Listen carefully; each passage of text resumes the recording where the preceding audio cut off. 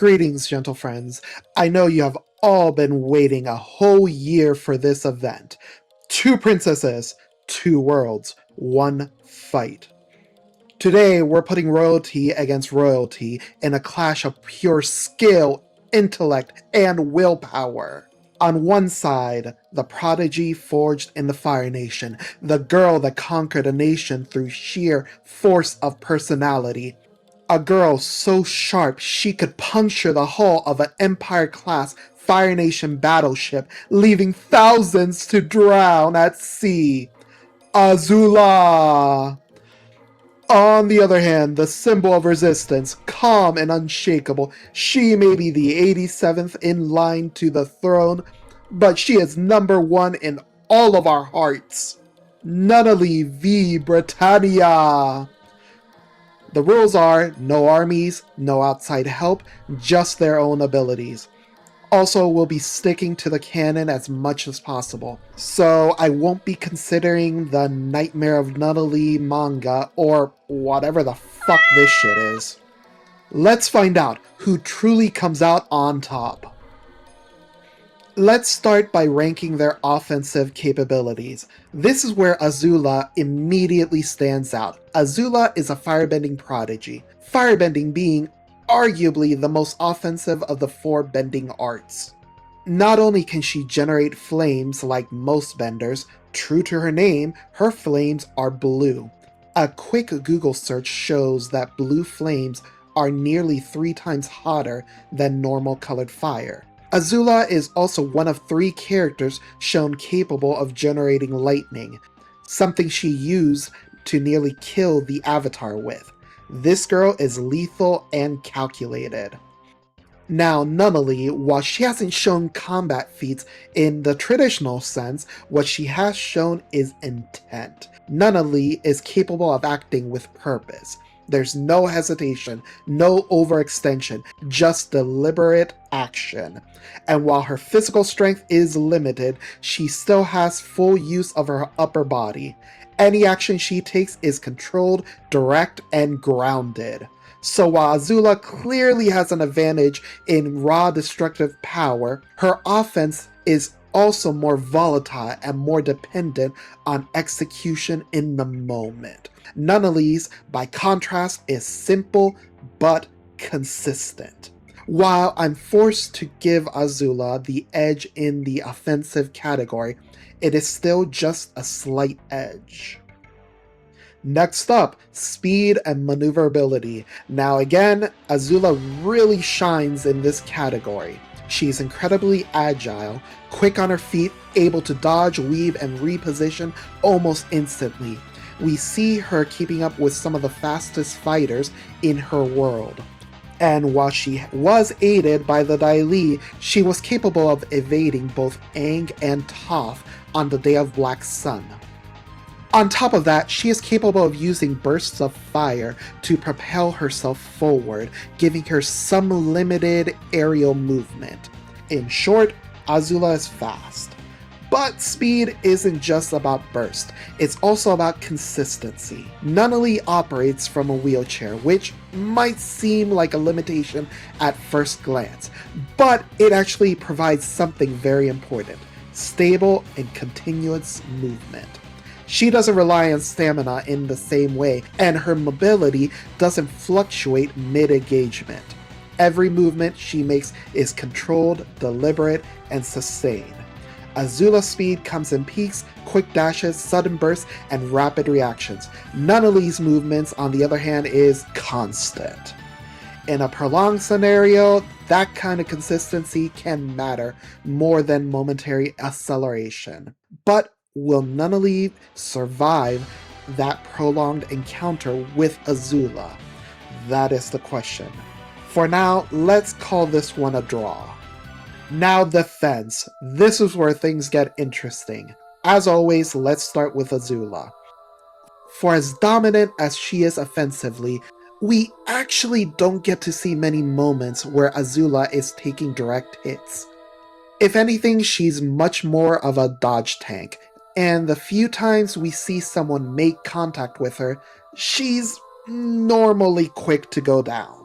Now, Nunnally. At first glance, it seems like she doesn't have many notable defensive feats. As a child, she did survive being shot in the legs, an event that left her permanently disabled. But let's fast forward to the events surrounding the Second Battle of Tokyo. Susaku deploys the Fleya against, well, actually, I don't know who he intended to kill with this. I'm assuming the enemy, but he basically just fires it into the freaking city. Nunnally's craft was seemingly caught within its detonation, and yet she survives. Regardless of how you interpret the specifics of that scene, the outcome is the same. She lives through an event that creates a massive crater. That's no joke. I'm giving defense to Nunnally. Finally, we have mental faculties. This is a category where both of these characters are very interesting for different reasons. Let's start with Azula. There's no denying her intelligence. She's a tactical prodigy, calculated, manipulative, always thinking several steps ahead.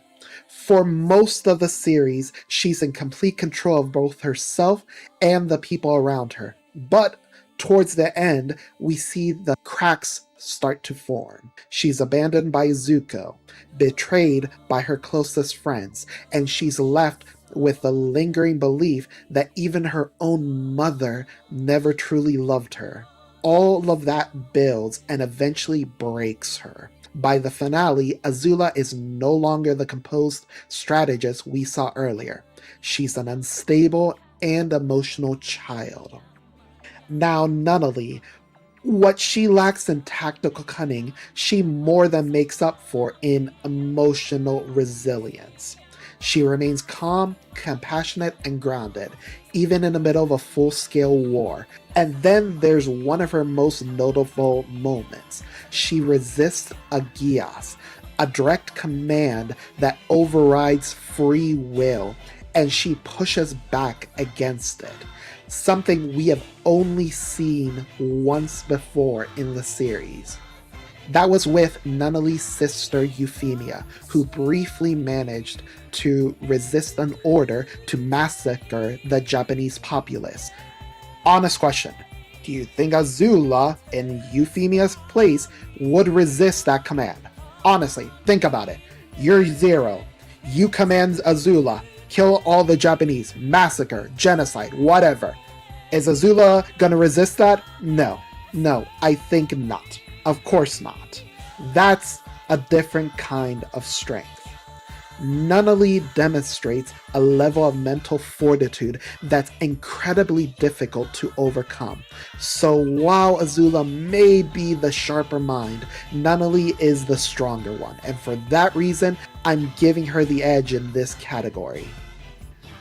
So, in conclusion, Azula dominates in direct combat. Her speed, her precision, her firepower, it's all geared towards ending fights quickly and decisively. Nunnally, on the other hand, brings something very different to the table. Surviving a Fleya.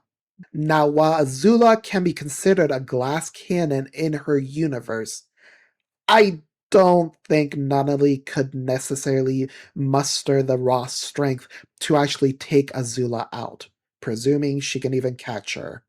But at the same time, Azula's flames simply don't burn hot enough to overcome Nunnally's Fleya level durability, which creates a very strange outcome. A fight where one side can't land a meaningful hit and the other side can't deal meaningful damage. A complete stalemate. Or, at least, it would be. Obviously, Nunnally does have one key weakness that Azula is ruthless enough to exploit. The battle goes to Azula. Hey, thank you for coming here today. If you have enjoyed my inane ramblings, please subscribe to the page, comment down below, and give me a like. And if you're interested in more And if you're interested in more power scaling shenanigans, come back next year where I am doing Thomas and Martha Wayne versus the Gun Devil.